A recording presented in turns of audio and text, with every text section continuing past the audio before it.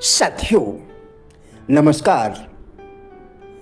कामना के पुतले बनकर जीने से अच्छा है अपनी आत्मा का प्रतिनिधि बनकर जिया जाए।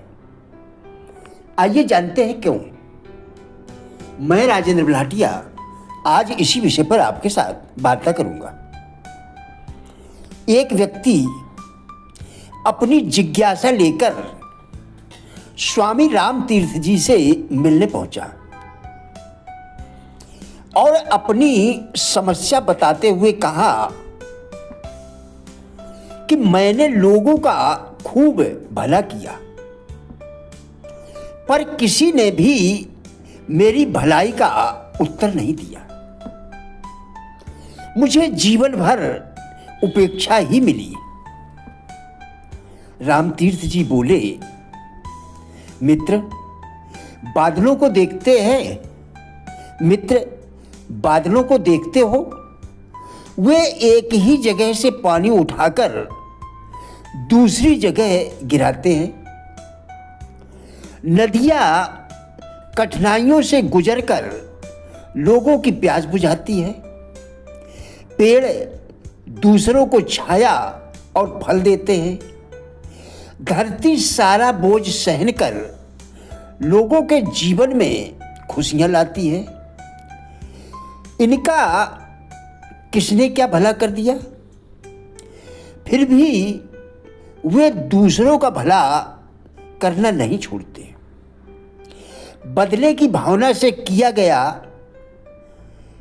भला, बदले की भावना से किया गया भला एक तरह का व्यापार है। निष्काम भाव से किया गया भला परोपकार है। इस मार्ग पर चलोगे तो सदा संतुष्ट रहोगे। इच्छा शक्ति शरीर से काम कराती है। जीवन का ध्येय इच्छा शक्ति ही पैदा करती है।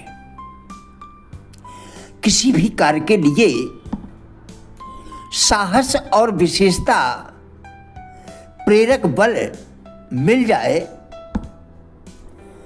किसी भी कार्य के लिए साहस और विशेषता प्रेरक बल मिल जाए तो समझो काम पूरा हो गया। जीवन ध्येय व्यक्तित्व के निर्माण के लिए रामबाण औषधि है। जहां ध्येय है वहां इच्छा शक्ति भी होती है। हम जिस केंद्र से संचालित होते हैं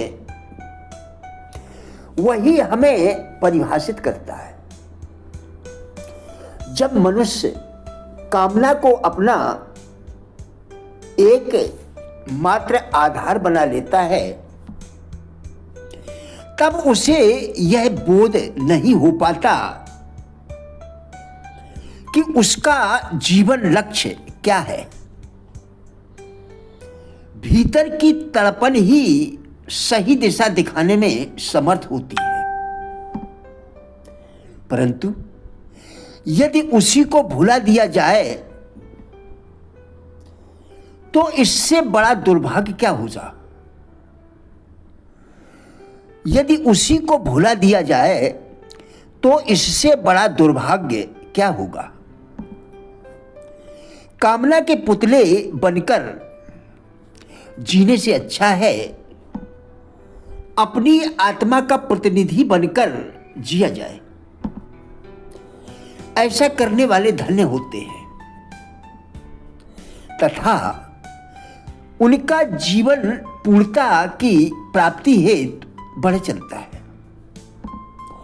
कामना के अर्थ को यथार्थ रूप में समझना आवश्यक है। हम क्यों उन विषयों में उलझे रहते हैं जिनसे हमें कुछ भी मिलता नहीं है।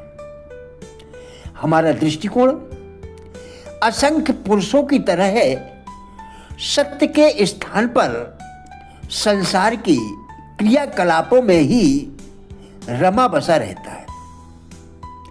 इसका कारण केवल अज्ञान ही होता है, जो विविध रूप में प्रकट होता रहता है। यदि उसे समझ बूझकर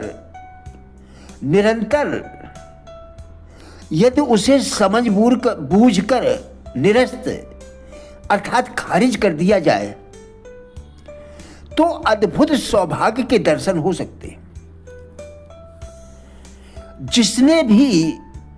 जितने भी मतभेद हैं, उनकी उपस्थिति बताती है कि अभी चेतना जागृत नहीं हो पाई। जितने भी मतभेद हैं, उनकी उपस्थिति बताती है कि अभी चेतना जागृत नहीं हो पाई। जैसे जैसे वह अपने बंधन त्यागेगी, उससे महान सृजन की संभावना जन्म लेगी। सर्वप्रथम स्वरूप बोध करना होगा,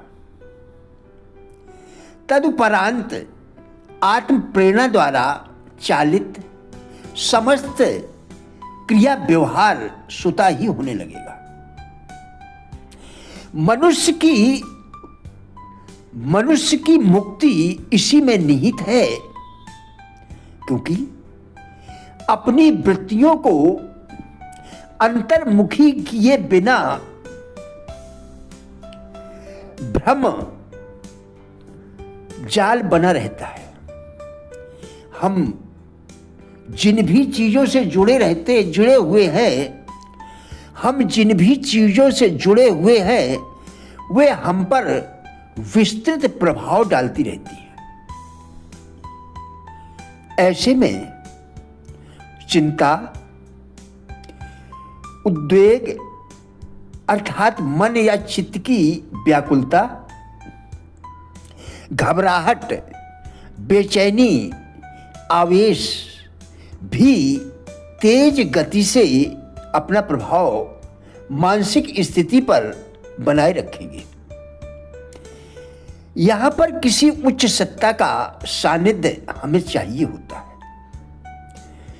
उसी की कृपा से देहजन विकार मिटेंगे तथा सुख लालसा जो वस्तु, व्यक्ति एवं विचार के रूप में प्रकट होती है, टल जाएगी।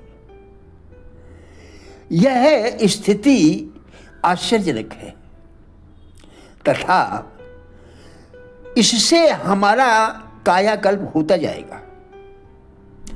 महापुरुषों का कथन है कि जिन्होंने अध्यात्म के मूल तत्व को अनुभव किया है, उन्हें ही श्रद्धा ने संबल दिया है। कष्टों एवं कठिनाइयों में एक जैसे बने रहना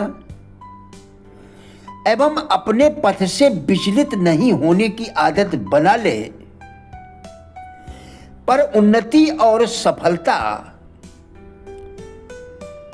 हमारे कदम चूमेंगे। तभी सभी प्रयोजन पूर्ण होंगे। स्वार्थ एवं दुष्चक्र अर्थात उस कठिन स्थिति या सिलसिले का स्वार्थ एवं दुष्चक्र अर्थात उस कठिन स्थिति या सिलसिले को कहते हैं जिसमें एक समस्या दूसरी समस्या को जन्म देती है और वह नई समस्या पहली वाली समस्या को और अधिक गंभीर बना देती है। अतः आप विवेकपूर्ण रहें, उस दैवीय सत्ता पर छोड़ दें, अपने कर्म निष्ठा पूर्ण करते रहें और आनंदित रहें। प्रिय साथियों, हमारा उद्देश्य इन वीडियोस के द्वारा लोगों में जीवन के प्रति सकारात्मक दृष्टिकोण, एवं जिज्ञासा पैदा करना है। कृपया वीडियो पूरा देखकर विचार करें, क्या यह आपके लिए उपयोगी है? यदि हाँ, तो कृपया लाइक, शेयर व चैनल राजेंद्र बलहटिया चैनल को सब्सक्राइब करके हमारा भी उत्साह बढ़ाएं। वीडियो देखने के लिए धन्यवाद।